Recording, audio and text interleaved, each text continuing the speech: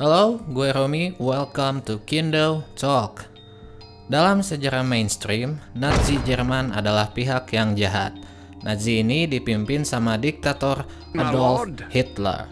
Terkenal karena ngebantai banyak orang, melakukan eksperimen aneh pada manusia, melakukan invasi ke negara lain, dan kejahatan perang lainnya. Orang di dunia bersyukur Nazi kalah perang, karena kalau enggak, banyak hal ngeri yang akan terjadi. Namun, di Indonesia unik.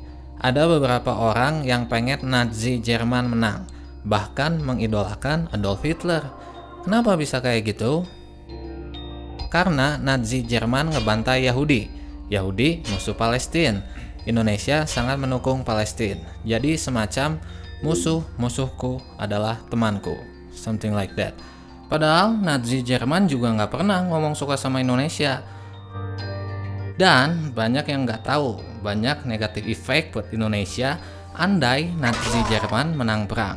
Kira-kira apa aja itu?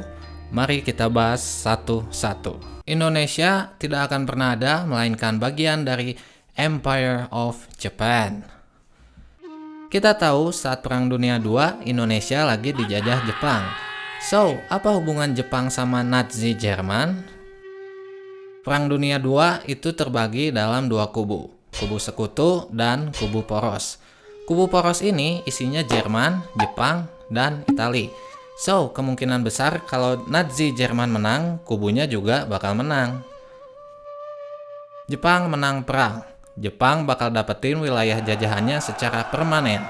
Jepang gak akan menyerah tanpa syarat ke sekutu. Jadinya no proklamasi. Indonesia hingga saat ini masih menjadi bagian dari Empire of Japan dalam Asia Pasifik Raya. Indonesia tidak akan pro-Palestina. Indonesia adalah Empire of Japan. Agama resmi Empire of Japan adalah Shinto.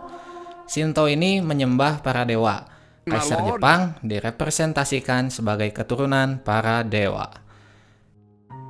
Islam gak akan jadi agama major di Indonesia. So, Indonesia bakalan masa bodoh sama Palestina. Itu pun kalau negara Palestina ada. Israel pun entah bakalan ada atau enggak. So, kita bakalan hidup di timeline yang sangat berbeda.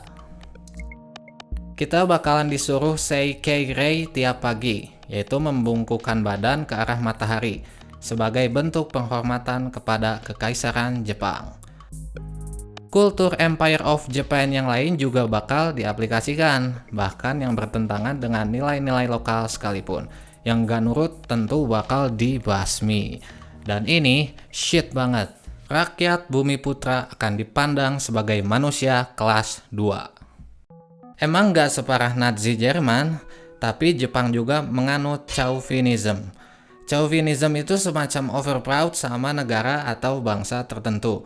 Tapi levelnya udah parah, udah sampai level fanatik, sampai merendahkan negara atau bangsa lain. Jepang bakal nganggap ras Jepang itu yang paling unggul, sedangkan kita, Bumi Putra, cuma dianggap manusia kelas 2. Privilege yang ada bakal condong ke ras Jepang. Kita juga dituntut menghormati ras Jepang. Kita nggak boleh mengkritik ras Jepang. Sebagai manusia kelas 2, kita nggak ada apa-apanya dibanding ras Jepang. Hal ini berlaku di semua aspek kehidupan, aspek sosial, politik, ekonomi, dan lain-lain. Dan ini shit banget. Kita akan hidup dalam negara totalitarian. Empire of Japan terkenal dengan pemerintahannya yang diktator. Gak ada oposisi atau kebebasan beropini. Pokoknya lebih parah dari zaman Orba. Kenapa kamu tanya begitu? Jalan hidup kita, apa yang kita lakukan, apa yang kita yakini, itu diatur sama pemerintah Empire of Japan. Mungkin mirip kayak hidup di Korea Utara, yang gak nurut atau berjiwa kritis, siap-siap aja untuk dead.